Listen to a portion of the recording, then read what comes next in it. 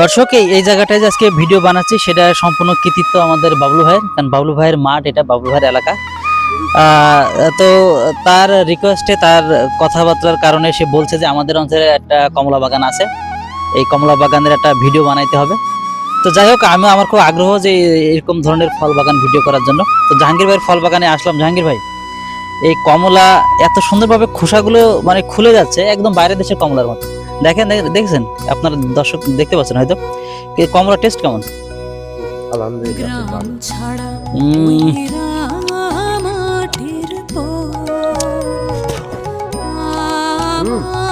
মোটামুটি ভালো, অনেক সুন্দর। দর্শক, বাগানে এক সপ্তাহের ভেতরে আসবেন, তা নাহলে কিন্তু কমলা থাকবে না, খাইতে পারবেন না।